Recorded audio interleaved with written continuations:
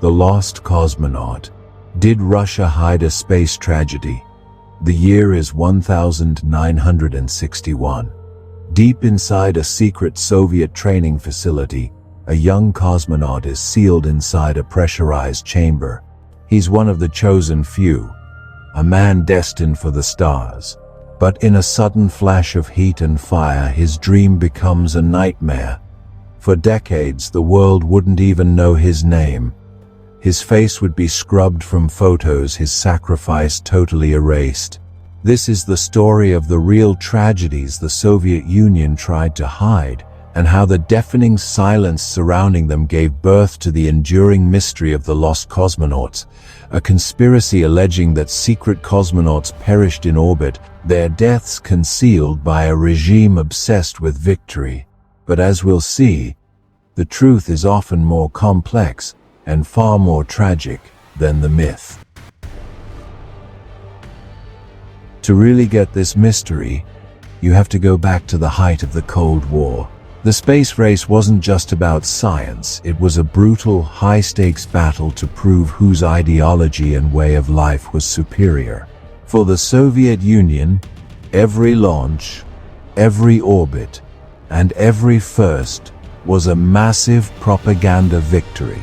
The image of the heroic Soviet cosmonaut was an icon, an image crafted as carefully as any rocket component and guarded just as fiercely. In that kind of environment, failure simply wasn't an option. Or, to be more accurate, the appearance of failure wasn't an option. The whole Soviet space program was wrapped in a nearly impenetrable shroud of secrecy. Missions were only announced after they were successful. Cosmonauts were faceless heroes until they were safely back on Earth. This culture of absolute control over information created a void, a black hole of knowledge for the rest of the world. Western observers could track launches, sure, but they had no idea who or what was on board. This obsessive secrecy was the fertile ground where the seeds of a conspiracy were destined to grow. The world knew the Soviets were taking huge risks, but it could only guess at the true cost. Into this information vacuum stepped two Italian amateur radio operators, the Judica Cordiglia brothers. From a repurposed German bunker they nicknamed Torre Bert, they pointed their antennas to the sky, hoping to eavesdrop on the whispers of the cosmos. And starting in late 1960, they claimed to have intercepted something truly chilling. Transmissions from secret Soviet space missions that had ended in complete disaster. Their recordings became legendary. They claimed to have picked up an SOS signal in Morse code from a craft drifting away from Earth. They recorded what they said was the frantic heartbeat and labored breathing of a dying cosmonaut. Most haunting of all, they released audio they alleged was of a female cosmonaut burning up on re-entry. Her last words pleading with a silent mission control, "I am hot. I see a flame. Am I going to crash? Yes." These recordings were a global sensation. They seemed to confirm the West's darkest suspicions, that the USSR was sacrificing its own people in its ruthless quest for space dominance, and then simply erasing them from the history books. For decades, however, experts have overwhelmingly dismissed these recordings as fakes. The Russian used is often grammatically clunky. The communication protocols are all wrong, and there's simply no corroborating evidence to back them up. But that raises the question, why was this story so easy to believe?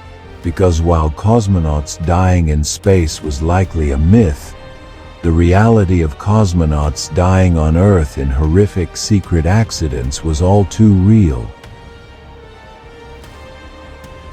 Just weeks before Yuri Gagarin made his historic flight into orbit, the idea of a lost cosmonaut became a terrifying reality for one young man. Valentin Bondarenko was the youngest of the original cosmonaut trainees, a 24-year-old pilot with a dazzling future. On March 23, 1961, He was on the 10th day of a 15-day endurance experiment inside a low-pressure, high-oxygen isolation chamber.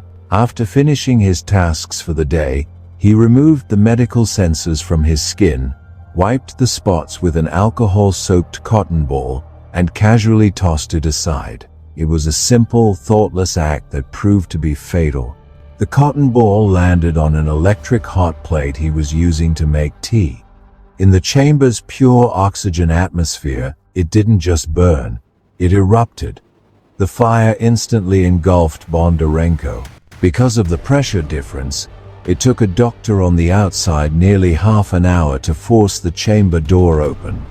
They pulled Bondarenko out alive, but his body was almost entirely burned. A doctor at the hospital later remembered a man so horrifically injured that he appeared to have no skin, whispering, "Too much pain. Do something, please, to kill the pain." Yuri Gagarin himself reportedly stood watch at his bedside. Valentin Bondarenko died of shock 16 hours later. His death was immediately classified as a state secret. His family was sworn to silence. His image was scrubbed from some official photographs of the Cosmonaut Corps as an attempt to erase him from the record. For 25 years, the Soviet Union denied he had ever even existed. It wasn't until 1986 that his story was finally told. Bondarenko was the first true lost cosmonaut, a man whose tragic death was completely covered up to protect the pristine image of the Soviet space program right before its greatest triumph. The race for space was filled with incredible triumphs, but it's just as important to remember the hidden costs. If you agree, hitting that like button and subscribing helps us keep telling these vital stories and ensures these sacrifices are not forgotten. If the death of one man could be hidden so effectively, what about the deaths of over 100? 5 months before Bondarenko's fatal accident, the Baikonur Cosmodrome was the site of one of the deadliest disasters in the entire history of space exploration, an event now known as the Nedelin catastrophe. On October 24, 1960, a prototype R-16 intercontinental ballistic missile stood on the launch pad, fully loaded with highly toxic and volatile propellants. The project was falling behind schedule, and the head of the program, Chief Marshal Mitrofan Nedelin, was under immense pressure to get a test launch off the ground.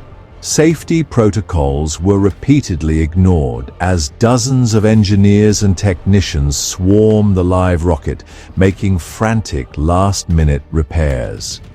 Nedelin himself sat on a chair just meters away, overseeing the chaos. Suddenly, a short circuit accidentally ignited the rocket's second stage engine.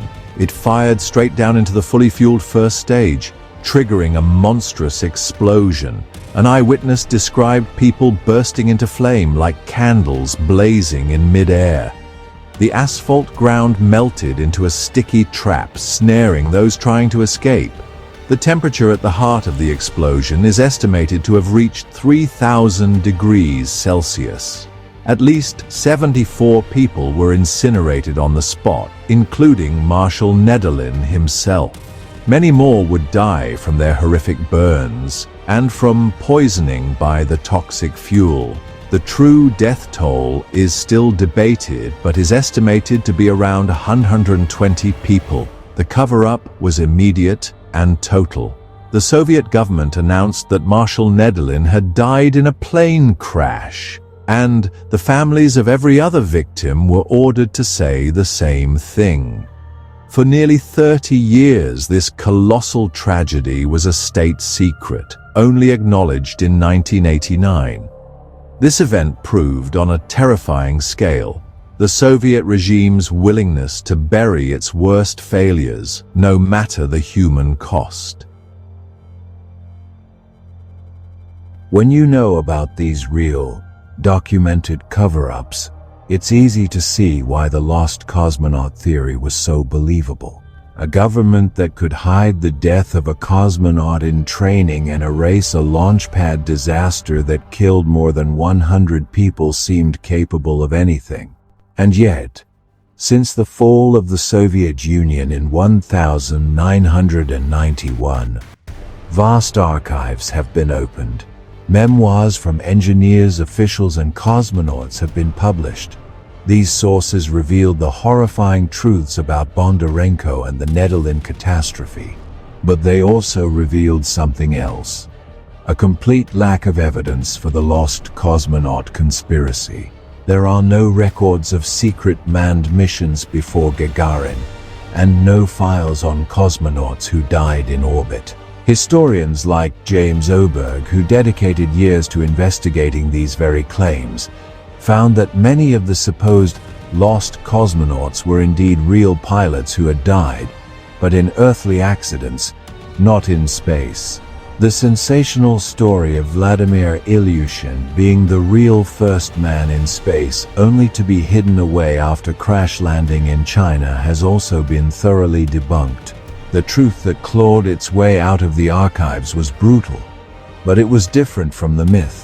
The Soviet space program did suffer fatal accidents, but they happened on the ground, like Bondarenko's fire and the Nedelin catastrophe, or they were public tragedies like the Soyuz 1 and Soyuz 11 disasters.